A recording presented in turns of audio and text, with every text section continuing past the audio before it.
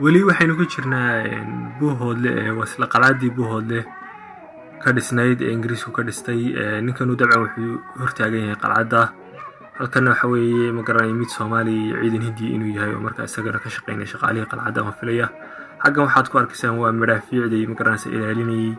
xagga saarana waxaa saaran ciidan ilaalaha saad arkaysaan oo markaa haysta machine gunskii maximka ka mid ahaa.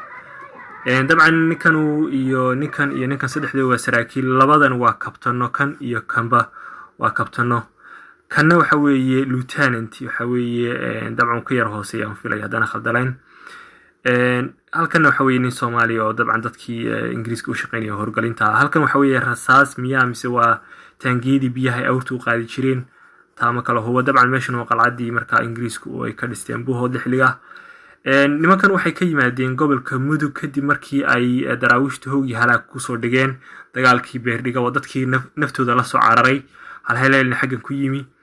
ninkan wuxuu ka mid ahaa markaa saraakiishii lagu dhaawacay intii nolosha kaga soo badbaaday oo markaa buuhoodle lagu baxnaaninayo. isagoo markaa isagii nimankan ay soo gaadheen gargaarkaasoo markaa looga qaylo dhaamiyey ilaa iyo Cadan ilaa iyo Hindiya. qaybtii ugu horreysayna Berbera ay kasoo gaadhay iyagoo markaa reinforcement ama gurmad ay u noqonayaan oo halkaa iyo buuhoodle isku urursanaya. kadibna doonaya inay magaranaysaa mar kale ku noqdaan daraawiishta oo markaa ay olole kale oo dagaal ay ku qaadaan daraawiishta. dabcan ninkan isna kabtanka ma hubo inuu isagu dhaawac yahay in kale maadaama qoraalku uusan sheegayn, laakiinse bakoorad buu wataa. kanna waxa weeye kuwii dabcan isagu wuxuu yimi horaantii February sanadka buu yimi 1902. isla 1902 bishii tobnaadna waxaa ku dhacday dhacdadii Beerdhiga uu kusoo dhaawacmay. waad aragtay kursiga kama dulkici karo.